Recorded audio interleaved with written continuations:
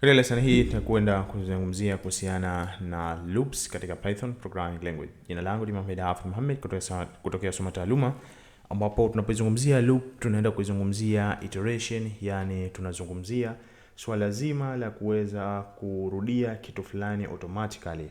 Let's say kwa mfano simu yako unapoingiza password, unapoikosea inarudia tena, inakwambia tafadhali ingiza tena, password umeikosea. Unapokosea tena inakwambia rudia tena, ingiza tena. Ule ni mfano halisi wa loop. Kwa maana hiyo ni muhimu kuweza kujifunza namna gani tunaweza tukatengeneza loop, kwa sababu Python tunakwenda kuitumia katika utengenezaji wa mifumo, mobile application, vitu vya aina mbalimbali. Hivyo lazima tutahitaji kwa namna fulani kuweza kurudia baadhi ya vitu automatic, maana yake tusirudie sisi wenyewe hapo kwa hapo. Lakini vile vile tutakwenda kuangalia vipi tunaweza tukaprocess data ama information ama records zile, namna gani tunaweza tukazifanyia interpretation, tukaweza kuwork nazo, kwa sababu loop ni kazi yake hiyo, kuweza kurudia baadhi ya kitu fulani. So tuangalie kwanza hizo loops. Kwa upande wa loops tunazo aina mbili za loop. Kuna loop kama kuna for loop, lakini vile vile kuna while loop, na tutaiangalia moja baada ya nyingine katika lesson hii. Tunapozungumzia for loop, hii ni aina loop ambayo tunakwenda ku access each item ndani ya list. Kwa maana hiyo hii for loop tunaweza kumwambia akatufanyia kazi sisi kuweza ku access pengine list ya watu, kuweza ku access rekodi ya vitu, pengine rekodi ya vitabu ambavyo vilikuwepo library. Vile vile kuna masuala ya API, yani application programming interface, zile responses zake kuweza kuinteract nazo, lakini vile vile kuweza ku access logs zile ambazo zinatumika katika mifumo, file processing na vitu vya aina mbalimbali. So tukianzia na hiyo for loop. For loop maana yake kwanza lazima inabidi tuweze kuwa na list, na imani ya kwamba tulishasoma katika lesson ambazo zilizopita. So tunaweza tukaandika students ni sawa sawa, tukafungua na list yetu, tukaandika hapa pengine pen tool graphic design center, lakini vile vile tukawa tuna student mwingine akawa yeye huyo anaitwa Zan Market, na tukawa tuna student mwingine ambaye anafahamika kama ni Soma Taaluma. Okay? Sawa. Kwa hiyo tunayo list yetu hiyo hapa sasa hivi. Maana yake tunahitaji sasa kwenda kupata jina moja baada ya jingine ambalo lilokuwa lipo ndani ya hii list yetu. Ikiwa hapa kama tutamwambia straight moja kwa moja to print, tuprintie hawa students wetu, students, bila shaka hatutompata mmoja mmoja, tumewapata wote wakiwa wapo kwa pamoja. So ili tuweze kumpata mmoja mmoja, maana yake hapo sasa tutahitaji kuweza kutumia hiyo loop yenyewe, ambapo kwa kesi hii tutaanza na for loop. So for loop keyword yake kama ilivyo ni for, then tunaenda kuandika accessing variable. Hii variable ambayo itatumika kuweza kuaccess kitu kimoja kimoja ambacho kilichopo ndani ya list. Sisi hapa tuna students, tunahitajika kuweza kuifanya iwe ni rahisi kuweza kuifahamu, lakini vile vile iko relevant na kile kitu husika. Kwa vile hawa ni list ya students wako wengi, na maana huyu hapa ambaye tutakwenda kumaccess atakuwa ni mmoja. So tunaweza tukatumia variable yetu as student in katika sehemu gani? Hiyo in ni keyword katika students. Kwa maana hiyo kwa kila mwanafunzi ndani ya wanafunzi, maana lugha rahisi iko hivyo. Then hapa tunakwenda kumwambia vipi? Tunakwenda kumwambia print, atuprintie nani? Student. Tayari? Kwa maana hapa naweza kutuprintia student wetu. Hapo tunaweza tukairun program yetu na automatic sasa hivi tumeipata moja baada, tumepata ya kwanza, tumepata ya pili, tumepata ya tatu. Labda pia tunaweza tukafanya concatenation hapa. Tunaweza tukaandika student, tunaweza tukatumia hiyo hapo, then tukairun program yetu. Kwa hiyo hapo student, tuna pen tool graphic design center, tuna student Zan Market, tuna student Soma Taaluma. Kwa maana hiyo tumetumia for loop kuweza ku access kitu kimoja kimoja ambacho kilichokuwa kimo ndani ya list yetu. Kwa hiyo upande wa for loop inaweza kutumika katika namna tofauti tofauti.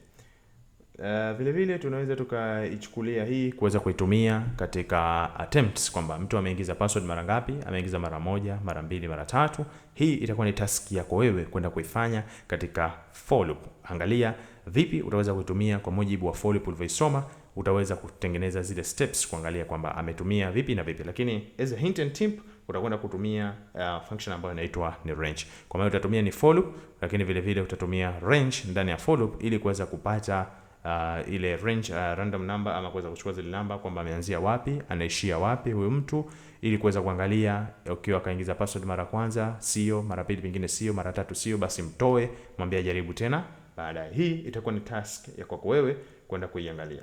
Lakini vile vile tunayo while loop. While loop hii inaendelea kuuliza ama kuweza kurudia mpaka kuhakikisha kwamba jawabu ambalo linapatikana pale linakuwa ni true. Let's me comment hii hapa, then tuandike hapa.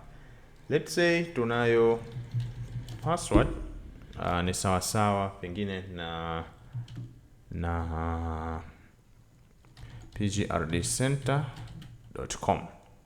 Hiyo ndo password yangu. Okay? Kwa hiyo naweza kumwambia while password is not equal to pgrdcenter.com. Sawa. Tutakuja kufanya nini? Tutamwambia tena password ni sawa na input, then hapa user atakuwa fanya nini? Enter your password. Okay? Kwamba lazima afanye nini? Aingize password yake. Then hapa tunaweza tukaandika nje kabisa kwa chini, tuka print kwa maana access granted, kwamba huyu amepata access.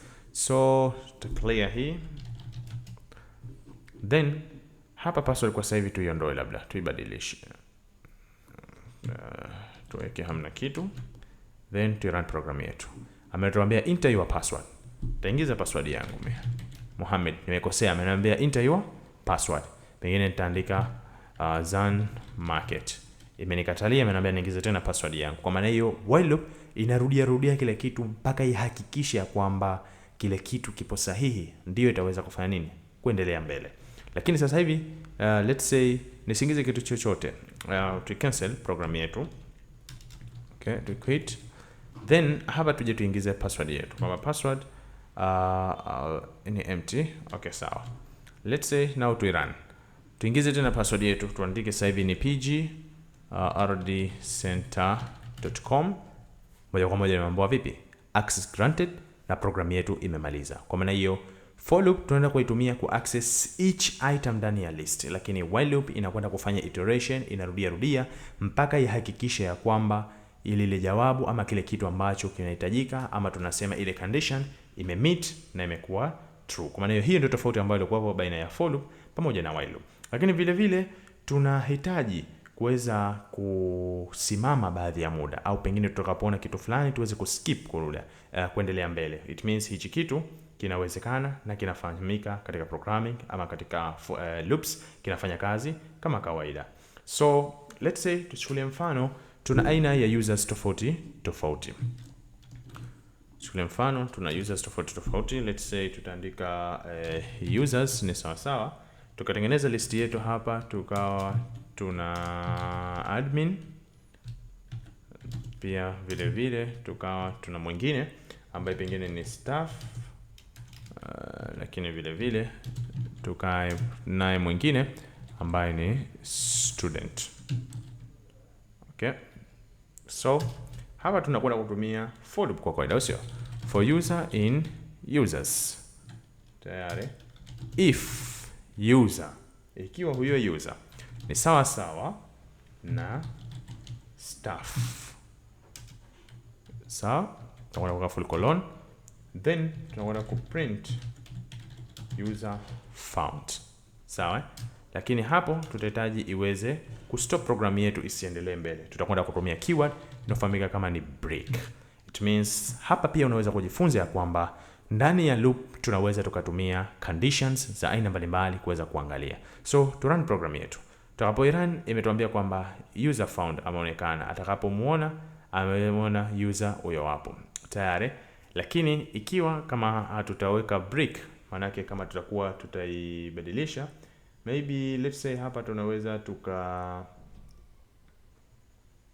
tunaweza tuka print users first.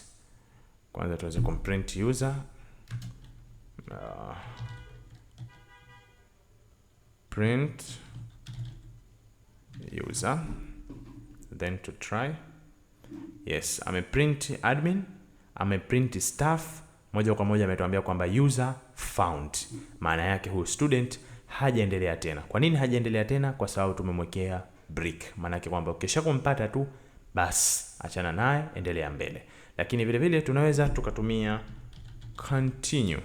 It means kwamba atakapompata skip na endelee mbele chengine. So now tumekuta kwamba hapa admin kuna staff ametuambia kwamba yule user amepatikana, lakini amefanya nini? Ameendelea mbele kuweza kuangalia watu wengine. Tofauti yake inakuja hapa. Kwa mfano katika upande wa break, ikiwa katika list yako hata kama utakuwa na vitu viwili ambavyo vimefanana, atakapoipata tu ile ya mwanzo, automatic program inakwenda ku end hapo alipoiona. Ama kama utakuwa kuna code nyingine zilizokuwa ziko chini yake, ndizo ambazo zitakazoendelea mbele. It means akisha kukipata anachokitaka, ana stop, anaendelea mbele. Lakini continue, atakapoipata ana skip ile ambayo alikuwa nayo, anaendelea mbele katika iteration nyingine ama kuendelea katika block code nyingine.